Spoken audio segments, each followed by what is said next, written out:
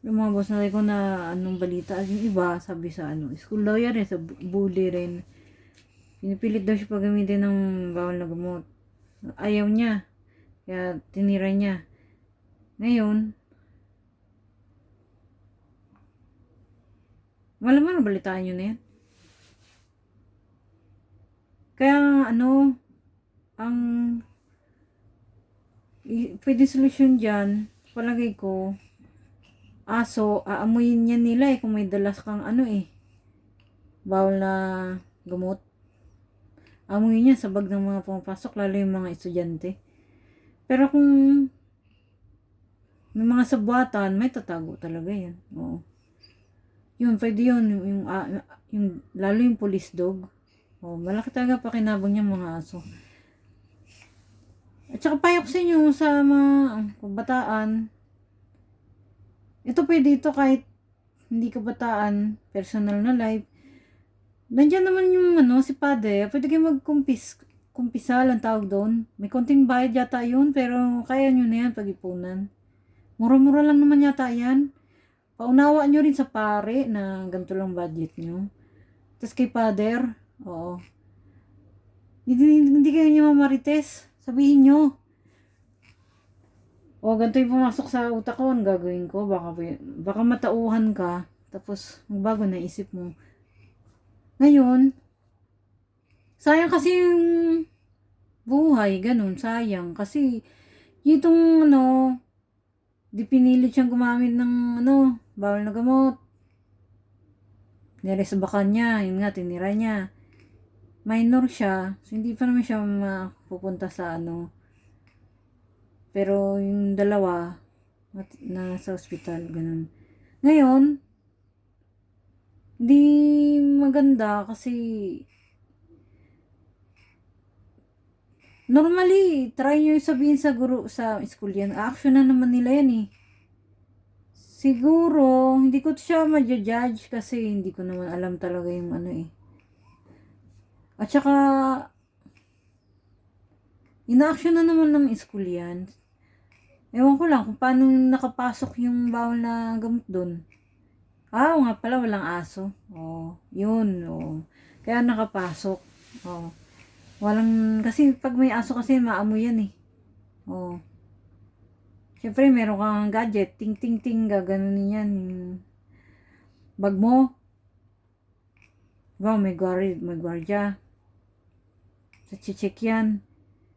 Kung magaling ka magtago, talagang hindi ka naman maano yan. Pero pag may aso ka, police dog, maamoy yan. Kahit sa katawan mo, maamoy nila yan. Yung wala silang, itong school, wala siyang police dog. Kaya nakapasok yun. Yun. Tapos, alam nyo, nakakabahala talaga yan. Bakit? Napansin ko, dumadami yung mga, may init ang ulo ng mga tao ngayon, Oo. Sa hirap ng buhay, sa taas ng mga presyo. Number 1 kasi yan Kaya ang init ng ulo ng mga tao ngayon.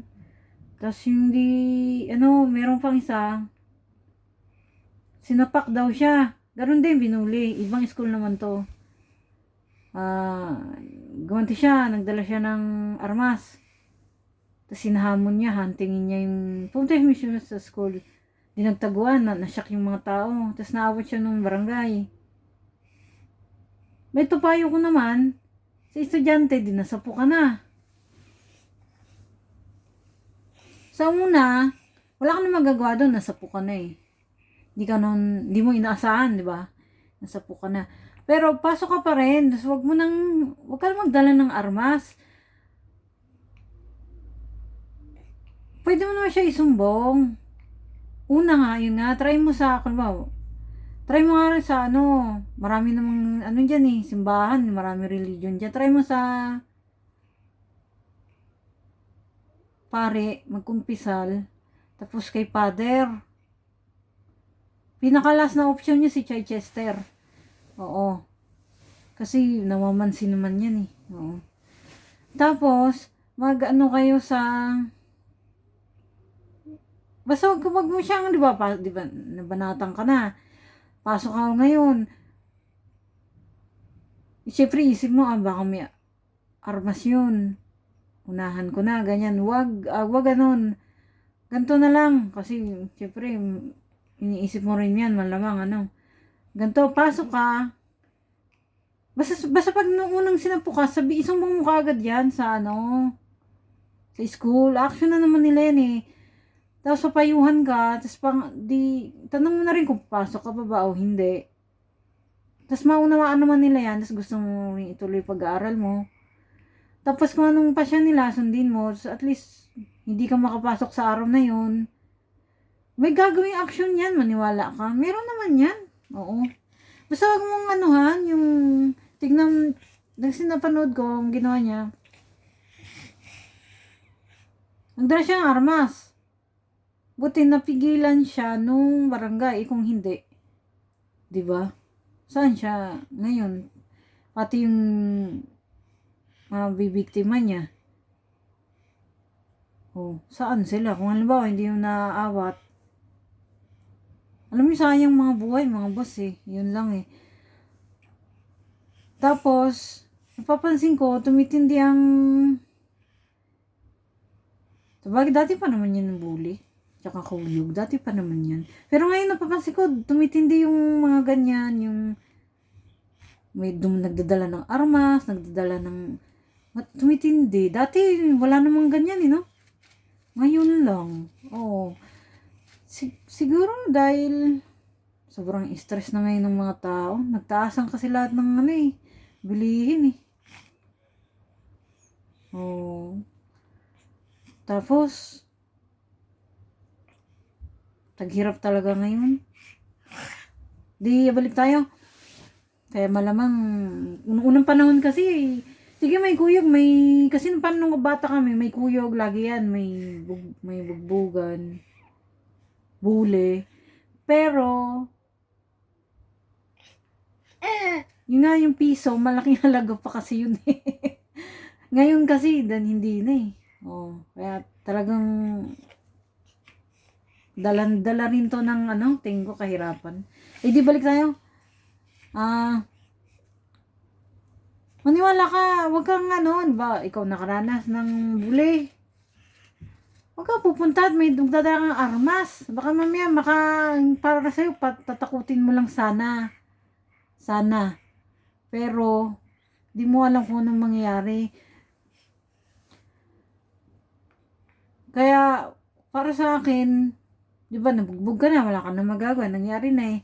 Sabi mo agad sa tapos, mingi ka rin ng payo kay father, kay pastor. Alam nyo, kailangan nyo talaga ng religion. Kailangan nyo magkumpisal, kasi papayuhan kayo niyan. Kailangan nyo talaga yan, huwag kayo mahihiya. Tapos sabihin nyo, ito lang yung budget ko. Halimbawa, paano sabi, ay, kulang ang budget mo, wag na.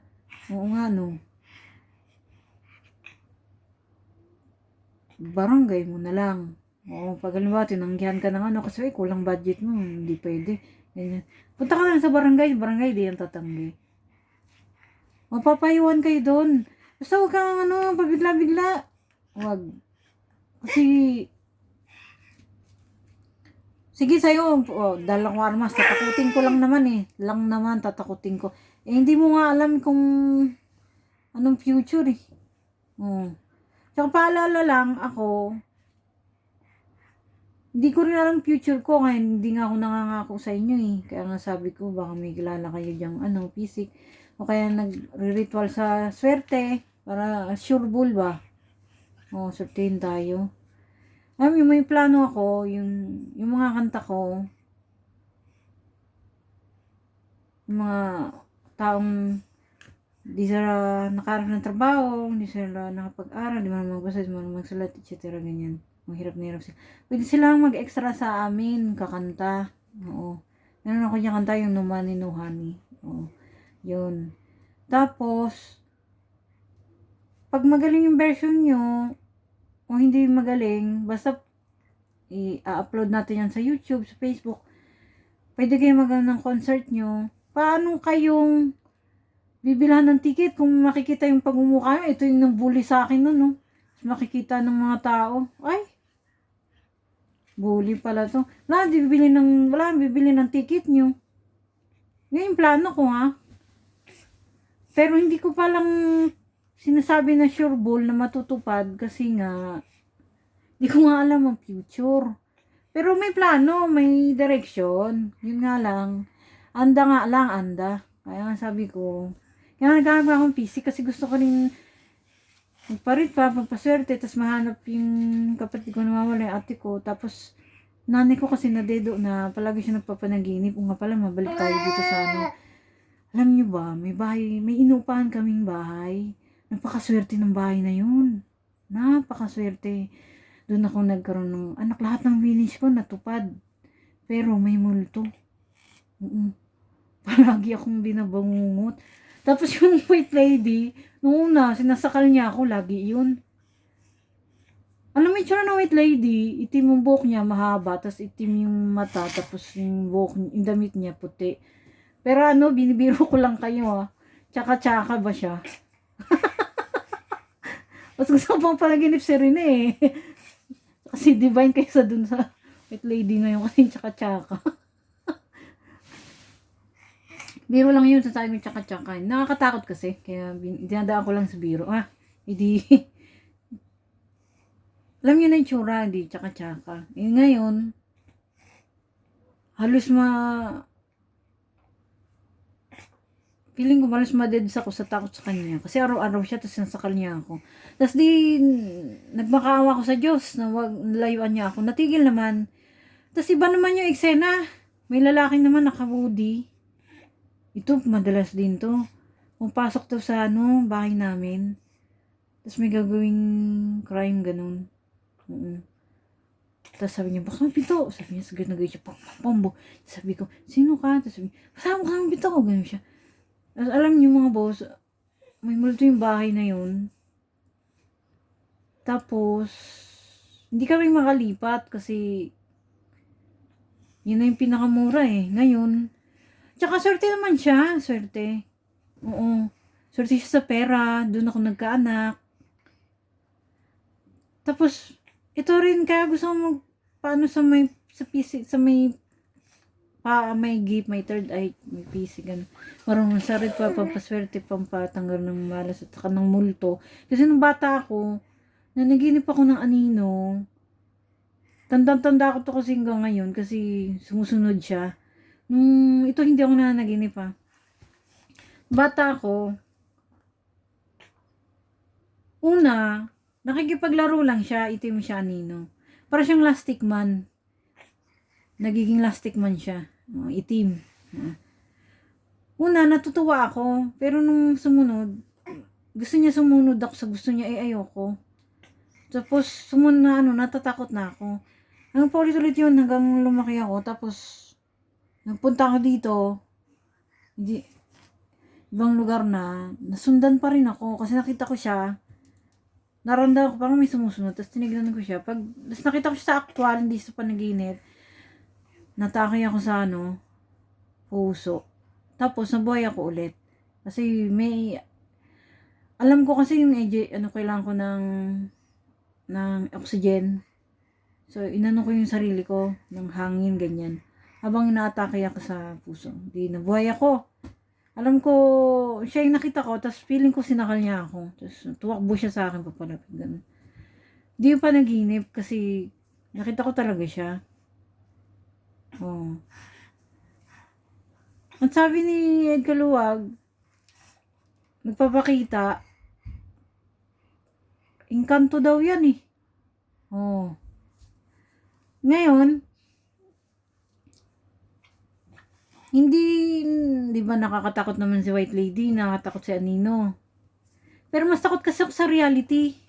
Pag wala kang pambayad sa papalayasin ka nila. Kasi batrato nila sa'yo kasi kailangan, di sa mundo kasi pera-pera. Kaya mas takot ako sa reality. Mas nakakatakot ang reality kaysa sa mga multo. Kaya hindi ako natatakot sa kanila ng sobra. Pero sa panaginip, yun nga. Kaya gusto ko talaga makahanap rin ng physic. Kasi